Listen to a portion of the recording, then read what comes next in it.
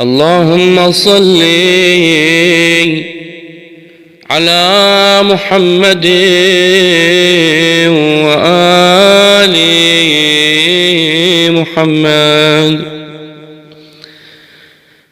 أزور سيدي ومولاي معتمدي ورجاي، ذخري وذخيرتي في آخرتي ودنياي، مولاي ومولى الثقلين أبا عبد الله الحسين في يوم الأربعين،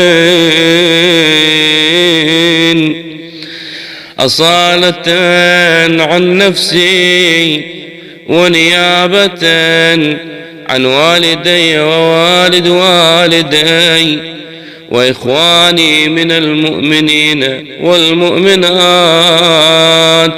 ومن أوصاني بالزيارة والدعاء قربة إلى الله. السلام على ولي الله وحبيبه، السلام على خليل الله ونجيبه،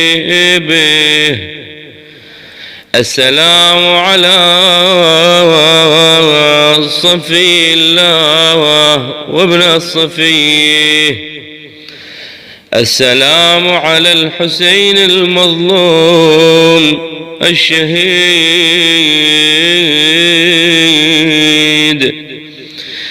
السلام على أسير الكربات وقتيل العبرات، السلام على أسير الكربات وقتيل العبرات، السلام على أسير الكربات وقتيل العبرات.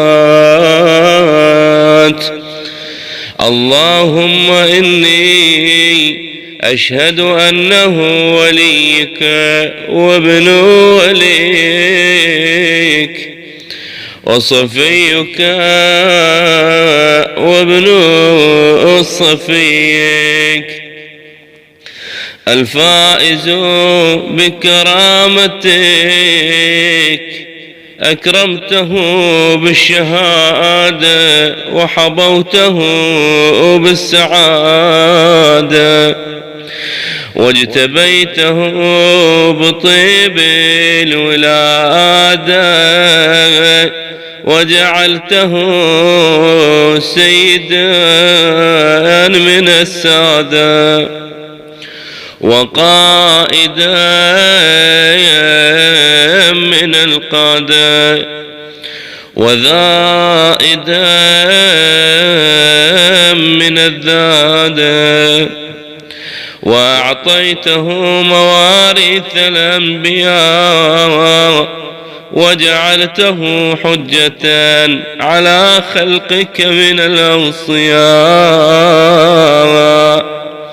فأعذر في الدعاء ومنح النصح وبذل مهجته فيك ليستنقذ عبادك من الجهالة وحيرة الضلالة. وقد توازر عليه من غرته الدنيا وباع حظه بالأرض للأدنى، وشرى آخرته بالثمن الأوكسي، وتغطرس وتردى في هواه، وأسخطك وأسخط نبيك، وأطاع من عبادك أهل الشقاق والنفاق وحملة الأوزار المستوجبين النار، فجاهدهم فيك صابرا محتسبا حتى سفك دمه واستبيح حريمه. اللهم فلعنهم لعنا وبيلا وعذبهم عذابا أليما. السلام عليك يا ابن رسول الله، السلام عليك يا ابن سيد الأوصياء. أشهد أنك أمين الله وابن أمينه. عشت سعيدا ومضيت حميدا ومتفقدا مظلوما شهيدا. وأشهد أن الله منجز ما وعدك ومهلك من خذلك ومعذب من قتلك.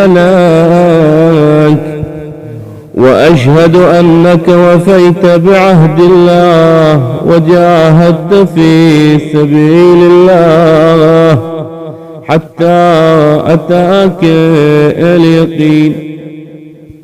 فلعن الله من قتلك ولعن الله من ظلمك ولعن الله أمة سمعت بذلك فرضيت به. اللهم إني